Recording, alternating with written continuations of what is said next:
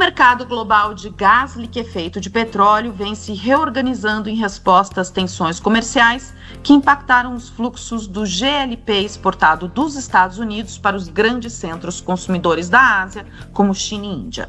Na América Latina, vários países desenvolvem projetos de infraestrutura e a Argentina pode se tornar uma fornecedora importante de gás a partir do campo de Vaca Muerta. Eu sou Camila Fontana, chefe adjunta da redação da Argus no Brasil, e para falar sobre as movimentações desse mercado, minha convidada é a Vanessa Viola, vice-presidente executiva da Argus para a América Latina e head global de GLP.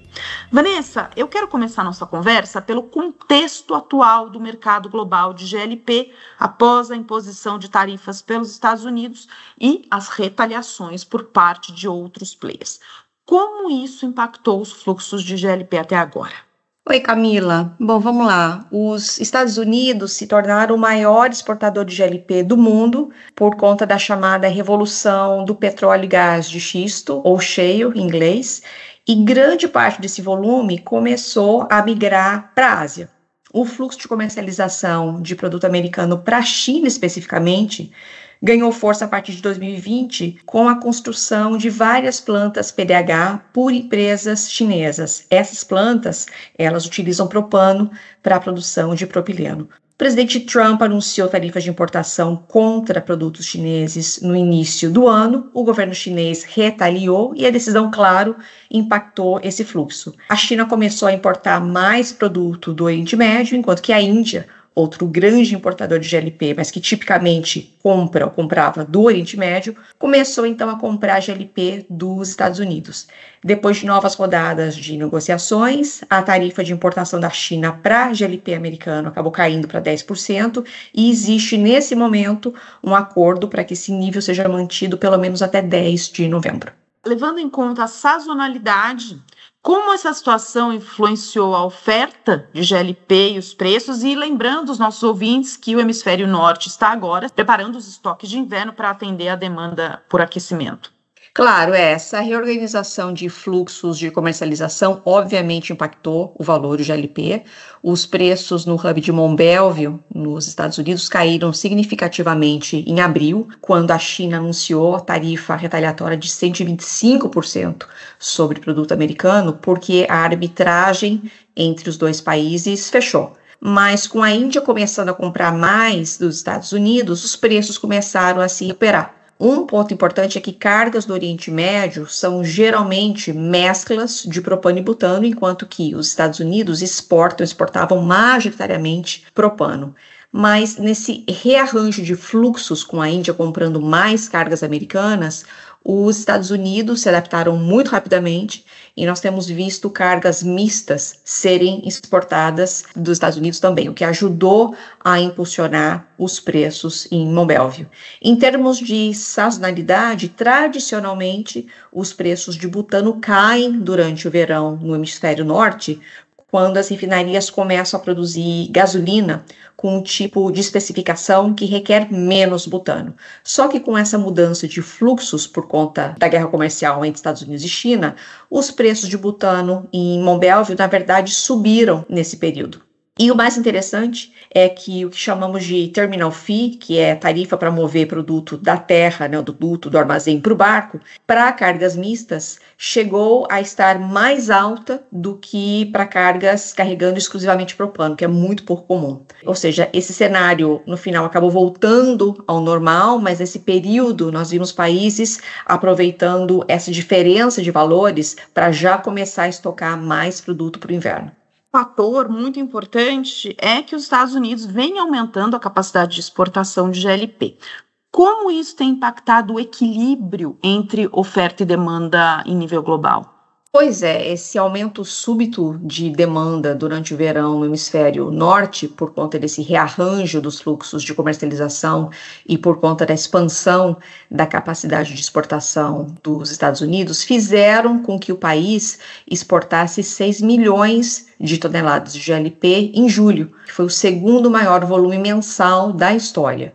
Existem vários investimentos em expansão de capacidade de exportação aqui, porque os Estados Unidos têm uma demanda limitada por GLP e, portanto, eles precisam escoar esse excedente de produção. Aumento de produção e aumento de capacidade de exportação devem fazer com que a chamada Terminal Fee em Mont Belvieu para cargas spot caia no longo prazo, o que deve atrair mais compradores internacionais para este mercado. E isso significa que importadores da América Latina vão ter que competir com mais importadores de outras regiões por GLP americano, ou seja, esse mercado vai ficar mais competitivo. Qual é a tendência para a demanda de GLP aqui na América Latina? Bom, Camilo, o GLP na América Latina, ele é usado majoritariamente para cocção e a expectativa é que a demanda cresça por conta de crescimento populacional e iniciativas governamentais de alguns países específicos para combater a pobreza e ajudar a transição de famílias de baixa renda de combustíveis perigosos e poluentes como a lenha, por exemplo, para a GLP. Segundo estimativas da Agência Internacional de Energia, existem ainda mais de 70 milhões de consumidores na região sem acesso a combustíveis limpos para cocção como o GLP. Para atender a essa demanda, muitos países da América Latina, inclusive Brasil, estão focando em infraestrutura para que o GLP chegue ao consumidor. Quais são os principais projetos em andamento na região? É isso mesmo, são vários, né? Eu vou dar alguns exemplos. Na Guatemala, a subsidiária do grupo TONSA, Tropigás, inaugurou uma nova instalação de armazenamento e distribuição de GLP com capacidade para 31 mil barris em novembro passado, com o objetivo de atender a crescente demanda na região. Na Colômbia, a distribuidora de GLP Colgas iniciou a construção de um terminal em Cartagena, com capacidade de 16 mil toneladas por mês, que deve entrar em operação ainda este ano. Também na Colômbia, nós temos a canadense Fronteira e a chilena Gasco, que planejam construir um terminal de GLP em Porto Bahia, que vai incluir capacidade de armazenamento de 20.400 toneladas e poderá descarregar 2 navios VLGC, que são aqueles navios grandes que carregam o GLP por mês. E olhando para o Brasil, a distribuidora Copa Energia está investindo em uma nova instalação de armazenamento de GLP com capacidade de 71 mil toneladas em Suape. E também no Brasil, as empresas Ultragaz e Supergasbras receberam recentemente aprovação para construir um novo terminal de GLP no complexo industrial de Pecém, com capacidade para armazenar até 62 mil toneladas de GLP. As empresas planejam concluir esse projeto até 2028, ou seja, há vários projetos em andamento na região. Do lado da oferta, existe uma grande expectativa em relação à Argentina por conta de Vaca Muerta. O que já se vê em termos de produção? Quais são as projeções? Sim, a Argentina é realmente um tema muito interessante por conta do crescimento da produção de petróleo e gás natural de Vaca Muerta, que é uma grande reserva de shale, né, de xisto. A Argentina definitivamente tem potencial para se tornar um fornecedor-chave para países vizinhos. No início de agosto, a Mega, que é uma empresa argentina, concluiu um projeto como parte de um esforço para aumentar em 50% a capacidade de sua planta em Bahia Blanca. A YPF estima que a recuperação de gás em Vaca Muerta pode superar os volumes do sudeste dos Estados Unidos e do oeste do Canadá, ou seja, estamos aí falando em volumes potencialmente expressivos. A YPF estima que a produção total de petróleo e gás na Argentina deve crescer de 495 mil barris por dia de óleo equivalente atualmente para 1 milhão de barris por dia em 2030. O volume do que a gente chama de líquidos de gás natural, NGLs, né, na sigla em inglês, é obviamente muito menor do que o volume previsto para petróleo e gás natural, mas deve sair de 45 mil barris por dia atualmente para 75 mil barris por dia até o final da década, ainda segundo estimativas da YPF, e assim, regionalmente é um aumento importante. Qual deve ser o impacto disso em termos de exportações? Olha, esse crescimento de produção em vaca morta já está se traduzindo em maiores exportações. Nós temos observado um aumento nas exportações da Argentina, mesmo durante os meses de inverno, quando normalmente elas tendem a ser menores e às vezes nem mesmo acontecer. Em julho, por exemplo, a Argentina exportou mais de 60 mil toneladas de GLP por via marítima, segundo dados da Kepler, o que é pouco comum nos meses de inverno no país. No entanto, de forma geral, as exportações da Argentina costumam atingir o pico no primeiro trimestre do ano, que coincide com os meses de verão por lá.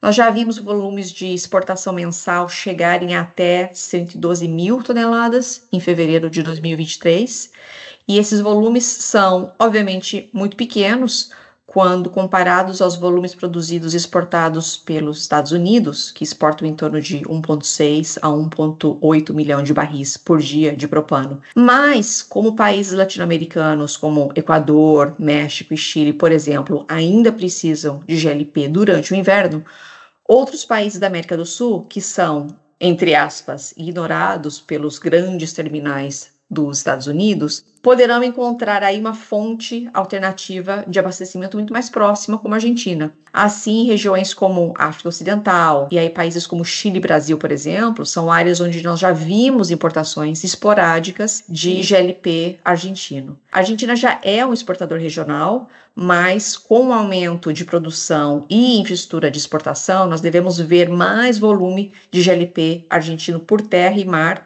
a países sul-americanos e potencialmente para outras regiões. Esse potencial todo de expansão que você descreveu, como fica a precificação do gás na Argentina? Então, como os Estados Unidos são o concorrente mais próximo da Argentina em termos de exportações, é natural que o hub de Mont Belvieu seja um ponto de partida para negociações de cargas originadas na Argentina. Mas, como o mercado global de GLP tem e deve continuar tendo um excedente de produto, são realmente os países importadores que determinam o valor da molécula, ou seja, os preços em Mont Belvieu são um reflexo do que acontece em regiões como Ásia e Europa. E frete marítimo também passou a ser, obviamente, um fator muito importante. O principal índice que o mercado acompanha para determinar o valor do GLP atualmente é o Argus Far East Index, AFI, que representa cargas entregues na Ásia. E é muito provável que o mercado argentino acabe seguindo referências de netbacks da Ásia, dos Estados Unidos e da Europa para determinar fórmulas competitivas para a colocação de produto no mercado internacional. Aqui no Brasil, o que mais chama a sua atenção no mercado de GLP? Então, a demanda brasileira por GLP, ela é robusta, majoritariamente uma demanda para cocção. O GLP, no Brasil, ele é conhecido como gás de cozinha e deve continuar crescendo. Nós já falamos um pouco sobre projetos de infraestrutura e existe uma expectativa de que a produção no Brasil, ela cresça por conta do aumento da produção de gás associado ao petróleo do pré-sal, que deve continuar crescendo. Mas o que tem me chamado mais atenção é o número de empresas internacionais se posicionando no Brasil, por várias razões, mudança de fluxo de comercialização, e não só necessariamente em relação à GLP, mas várias delas com planos de atuarem no mercado de GLP também. A Argus está, obviamente, acompanhando essa movimentação muito de perto, e isso é muito boa notícia, porque maior diversidade de participantes é sempre interessante, porque tipicamente gera mais liquidez, mais transparência e a possibilidade para agências de preços como a Argus de desenvolver ferramentas de precificação locais. E, Vanessa, você é uma das palestrantes da Liquid Gas Week no Rio de Janeiro, entre 22 e 26 de setembro. Essa é uma conferência organizada pela WLGA, World Liquid Gas Association, da qual a Argus é associada. Você poderia falar do trabalho da associação e da importância dessa conferência ser realizada no Brasil este ano? Sim, esse é, sem dúvida nenhuma, o maior evento da indústria de GLP e é um grande privilégio para mim poder participar como palestrante num painel com a Petredec, a Nacional Gas e a YPF no meu país de origem e onde a Argos tem uma presença tão forte. Esse evento ele reúne em torno de 2.500 representantes de empresas privadas, estatais e entidades governamentais de mais de 110 países e é uma excelente oportunidade para networking e atualização dos principais acontecimentos impactando o mercado de GLP no momento de tanta volatilidade e incerteza por conta de todas as mudanças estruturais, geopolíticas que nós discutimos hoje aqui. Obrigada, Vanessa. Obrigada aos nossos ouvintes. Argos acompanha de pertinho as movimentações das commodities no Brasil e no mundo. Confira mais episódios do nosso podcast nas principais plataformas ou no site argosmedia.com. Até a próxima!